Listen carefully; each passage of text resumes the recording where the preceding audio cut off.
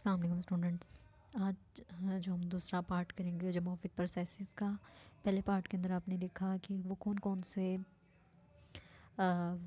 Agents हैं और कौन कौन से प्रोसेसेस हैं जो कि जोमॉर्फिक अवामिल को जो है वो एक्टिव करते हैं, और कौन से फीचर्स हैं जो कि इसकी इनएक्टिविटी के अंदर जो है वो बड़ा अहम किरदार अदा करते हैं। इस टॉपिक के अंदर हम अब जोमॉर्फिक प्रोसेस की टाइप्स के बारे में जो है वो थॉरली रीड आउट करेंगे। सो स्टार्ट करते हैं। सबसे पहले जोमॉर्फिक प्रोसेस को थोड़ा सा अगर गो थ्रू करूँ मैं, तो वो तमाम प्रोसेसेस जो कि किसी भी किस्म की ज़मीन के ऊपर चेंजेस लाने के लिए जो है वो कार फरमा है। लेट्स सपोज कि अगर हर सरफेस पर किसी किस्म की कोई नया फ़ीचर बनता है, फॉर्मेट होता है, या अगर किसी फ़ीचर के अंदर कोई अल्टरनेशंस आते हैं या चेंजेस आते हैं, तो वो इसको जो है वो इसके अंदर शामिल होता है। इसी तरह से जब कोई फ़िज़िकल और केमिकल इंटरेक्शंस होते हैं, हो सकता है या कोई फ़िज़िकल चेंजेस हों या कोई केमिकल चेंजेस हों सरफेस के ऊपर, तो इससे भी जो है वो डिफरेंट किस्म की जो है वो आज सरफेस पर फॉर्मेशंस होती हैं। लैंड फॉर्म्स जो हैं वो बनते हैं, चेंज होते हैं, और इनके अंदर किसी किस्म की भी बहुत सारी तब्दीलियाँ रूनुमा होती हैं। लेकिन इन सब तब्दीलियों के लिए ज़रूरी है कि एक ख़ास वक्त दरकार होता है जो कि काफ़ी सालों पे मुहित होता है। आगे हम चलते हैं इसकी डेफिनेशन के ऊपर कि जोमॉर्फिक प्रोसेस तमाम वो फ़िज़िकल और केमिकल चेंजेस पर मुश्तमिल है जो कि मॉडिफाई कर सकता है अर्थ की सर्जिकल फॉर्म को। ये थॉर्नबरी ने 1968 में जो है वो डेफिनेशन बनाई थी, और ये एक बहुत ही जो है कम्प्रिहेंसिव डेफिनेशन है। इसके मुताबिक वो तमाम चेंजेस जिसके अंदर फ़िज़िकल भी आ सकते हैं, केमिकल फैक्टर्स भी आ सकते हैं, इवन के ह्यूमन फैक्टर्स भी आ सकते हैं, वो सब के सब जो कि सर्जिकल फॉर्म को चेंज करते हैं। अच्छा जी, अब कौन से डिटरमिनेंट्स हैं जो कि हेल्प आउट करते हैं जोमॉर्फिक प्रोसेस के अंदर और बहुत ज़्यादा वैल्यू रखते हैं? इनमें सबसे पहले आता है जी आपका नेचुरल इन्वायरमेंट, आपका इर्द गिर्द का जो कि नेचुरली तौर पर ऑलरेडी अवेलेबल है। इसके बाद जियोलॉजी, वहाँ का आज सरफेस किस तरह का है, वहाँ का स्ट्रक्चर किस तरह का है, क्लाइमेट इर्द गिर्द की आबोहवा किस तरह की है, वेजिटेशन, और साथ ही में ह्यूमन का जो भी इंटरेक्शन है वो डिटरमिनेंट के अंदर शामिल है। अब कौन कौन से एजेंट्स हैं जो कि हेल्प आउट करते हैं इसको जोमॉर्फिक प्रोसेस को? इसमें सबसे पहले आ जाती हैं विंड की एक्टिविटीज़, रिवर की एक्टिविटीज़ आ जाती हैं, ग्लेशियर एक्टिविटीज़ आ जाती हैं, एंड वेव एक्टिविटीज़ आती हैं। ये तमाम की तमाम एजेंट्स जो हैं वो अपने अपने एरियाज़ में with according to the climate active होते हैं, और वहाँ पर जो है वो लैंडफॉर्म्स को ना सिर्फ चेंज करते हैं, एरोड करते हैं, डिग्रेड करते हैं, बल्कि और भी बहुत सारे चेंज लाने में हेल्पफुल साबित होते हैं। अब अगर हम बात करें जोमॉर्फिक प्रोसेसेस की, तो उसके अंदर बेसिकली 4 किस्म के प्रोसेसेस जो हैं वो बहुत ज़्यादा जो हैं वो प्रोमिनेंट हैं। इसमें सबसे पहले आता है terrestrial processes, extra terrestrial processes, third number पे आता है exogenetic processes and endogenetic processes. इसमें से पहले दो जो प्रोसेसेस हैं terrestrial and extra terrestrial process, इसमें से जो ये इनका ताल्लुक जो है वो आमतौर पर ज़्यादातर जो हमें इंटर जो है वो प्लानेटरी मोमेंट्स हैं, यानी कि आपके खला के बाहर जितनी भी मोमेंट्स हैं, और उनमें से कोई अगर ज़मीन पर पहुंचने में कामयाब हो जाते हैं, इनको ज़्यादातर ये प्रोसेसेस जो हैं वो बहुत मावराल अर्ज़ होते हैं।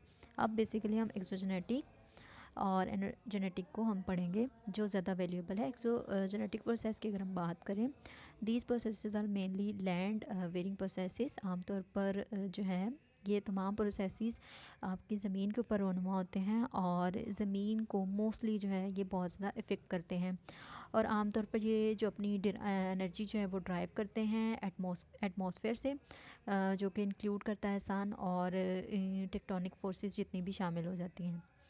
इसी तरह से अगर एक्सोजेनेटिक प्रोसेसेस आमतौर पर ये कहाँ से ओरिजिनेट होते हैं, ये ज़्यादातर जो इंटीरियर ऑफ द अर्थ है, यानी कि ज़मीन के अंदरूनी हिस्सों से जो है वो इनका ताल्लुक है, और जितनी भी फोर्सेस ज़मीन के अंदर हैं शामिल हैं, जैसे कि अर्थक्वेक हो गया, ये तमाम की तमाम वगैरह जो है इनकी ज़रिए से जो है जितने भी चेंजेस वगैरह आते हैं वो एक्सोजेनिक प्रोसेसेस के अंदर जो है वो इंक्लूडेड होते हैं।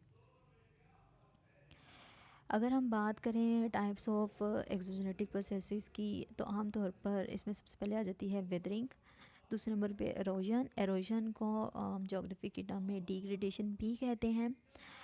थर्ड नंबर पर ट्रांसपोर्टेशन, यानी कि ये मैं आपको सब कुछ जो है वो बहुत डिटेल में बता चुकी हूँ। And the fourth one is deposition. Deposition को जोग्राफी में एग्रेडेशन भी कहा जाता है, और ये क्या होता है ये हम आगे चलकर जो है वो पढ़ेंगे। वेदरिंग क्या होता है? वेदरिंग एक प्रोसेस है जिसमें सतह ज़मीन पर जितनी भी रॉक्स पाई जाती हैं, जितनी भी चट्टानें हैं, वो जब स्नो या फ्रोस्ट या मैकेनिकली तौर पर जब उनके अंदर जो है वो तोड़ फोड़ का शिकार हो जाती हैं, तो वो इस अमल को वेदरिंग कहा जाता है। अब वेदरिंग मैकेनिकल भी हो सकती है, केमिकल भी हो सकती है, और फिज़िकल भी हो सकती है। वेदरिंग के बारे में आगे चलकर हम जो है वो काफ़ी डिटेल से पढ़ेंगे। मॉस वेस्टिंग, मॉस वेस्टिंग क्या है? मॉस वेस्टिंग एक प्रोसेस है जो कि आम तौर पर मटेरियल की डाउनवर्ड यानी कि नीचे की तरफ मूवमेंट को जो है वो बहुत ज़्यादा इसमें इन्वॉल्व होता है। आमतौर पर ये मूवमेंट रॉक्स की हो सकती है, सॉइल की हो सकती है, मिट्टी की हो सकती है, और रिगुलिथ जो है ये भी एक किस्म है मिट्टी की। और इसी तरह से रॉक का जो मैंने बताया, ग्रेविटी के इन्फ्लुएंस की वजह से ये मूव जो है नीचे की तरफ करना स्टार्ट कर देते हैं। एरोजन, अब एरोजन क्या है जी? Erosion is a process associated with the geomorphic agents like river, wind, glacier etcetera. अब एरोजन के अंदर क्या होता है? एरोजन ऐसा प्रोसेस है जो कि जियोमॉर्फिक प्रोसेस में बड़ा अहम किरदार अदा करता है, और बहुत ज़्यादा जो है वो प्रोमिनेंट जो है ये प्रोसेस है। इसके अंदर डिफरेंट मटेरियल जो है वो टूट फूट का शिकार हो जाता है, और इसमें इन्वॉल्व क्या होते हैं? रिवर, ग्लेशियर वगैरह जो हैं वो इसके अंदर एजेंट्स के तौर पर काम करते हैं। इस तरह से क्या होता है, रॉक का मटेरियल या अर्थ सरफेस के ऊपर भी किसी किस्म का अगर कोई मटेरियल है तो वो क्या होगा, वो अगर एजेंट वहाँ पर रिवर के तौर पर काम कर रहा है तो रिवर क्या करेगा, उस मटेरियल को अपने अंदर डिसॉल्व करने की कोशिश करेगा, या उस मटेरियल को लूज़ कर देगा उसके जो हैं वो पेरेंट मटेरियल से। इस तरह से फिर मटेरियल एक जगह से दूसरी जगह ट्रांसपोर्ट हो जाएगा।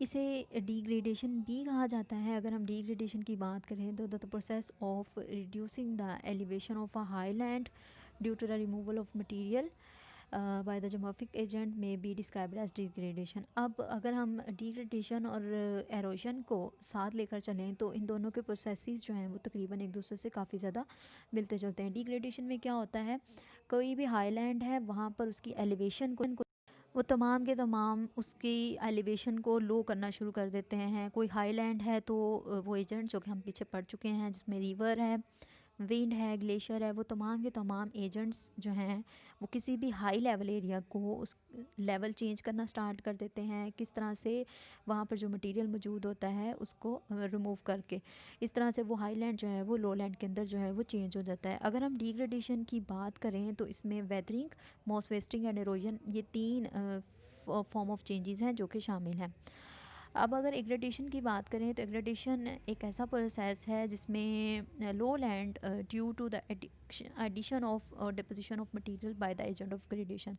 अब वो तमाम एजेंट जो कि मटेरियल को डिग्रेड कर रहे थे, उनका मटेरियल कहीं ना कहीं पर जाकर जो है वो एग्रीगेट हो जाएगा। एग्रीगेट मीन्स का डिपॉजिट हो जाएगा। अब वो डिपॉजिट करने वाले एजेंट्स भी वही हैं जो कि इरोड कर रहे हैं, जिसमें विंड है, वाटर है, ग्लेशियर है, वेव्स एक्सेट्रा है। ये तो थी अब हम बात करेंगे एंडोजेनेटिक प्रोसेसेस की।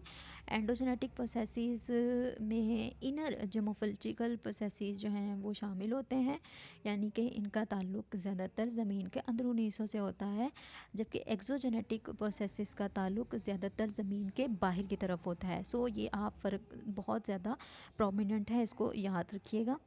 अब जैसे कि मैंने बताया कि इनका ताल्लुक ज़मीन के अंदरूनी हिस्सों से होता है, एंडोजेनेटिक प्रोसेसेस का, ना कि एक्सोजेनेटिक प्रोसेसेस का। तो एंडोजेनेटिक प्रोसेसेस के अंदर आप देखेंगे अर्थक्वेक आते हैं। अर्थक्वेक से जो है वो ज़मीन के नीचे जो है ये फोर्सेस अमल दरामद होती हैं, लेकिन इनकी जो जितने भी रिज़ल्ट्स हैं या इनसे जो फीचर्स जो हैं वो बनते हैं वो ज़मीन के ऊपर बनते हैं। इसी तरह से जब वोल्केनिज़म का प्रोसेस फॉर्म्ड होता है तो वोल्केनोज़ की वजह से भी जो है वो उससे भी क्या होगा, चेंजेस आते हैं ज़मीन के ऊपर।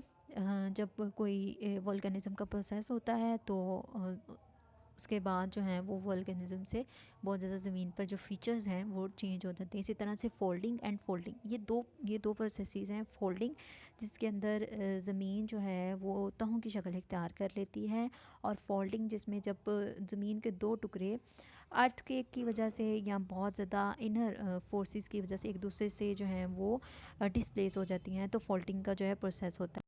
इसी तरह से ये रफ़ फीचर्स जो हैं वो बनाते हैं ज़मीन के ऊपर। अब ये रफ़ फीचर्स किस तरह से बनते हैं, लेट्स सपोज जैसे अर्थक्वेक आता है, वोल्केनिज्म का प्रोसेस होता है, फोल्डिंग या फॉल्टिंग होती है, तो इससे जो ज़मीन के ऊपर फीचर्स जो हैं वो मौजूद होते हैं, ये तमाम के तमाम earthquake, volcanism, folding and faulting जो है वो उन फीचर्स की जो है वो शक्ल को चेंज कर देता है, जिसकी वजह से वो फीचर्स जो कि एक स्मूथ शेप में होते हैं वो रफ़ शेप में जो है चले चले।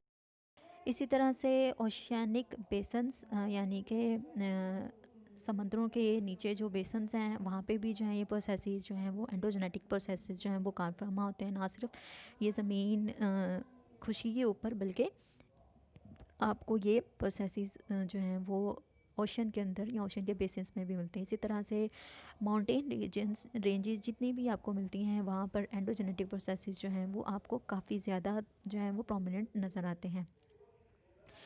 So thank you. इस अब ये तमाम जो हमने इसके अंदर पढ़ा कि जोमोर्फिक प्रोसेस किस तरह से ज़मीन पर मौजूद फ़िज़िकल फीचर्स को जो है वो चेंज करता है, ना सिर्फ चेंज करता है बल्कि इससे जो है वो फ़िज़िकल फीचर्स की जो शेप है, फॉर्म है, इवन के वो जो स्ट्रक्चर है वो भी काफ़ी हद तक जो है वो चेंज हो जाता है। सो ये जोमोर्फिक प्रोसेसेस के जो एजेंट्स हैं वो काफ़ी ज़्यादा जो है वो अहमियत के हामिल हैं। सो ये था आज का टॉपिक। Thank you.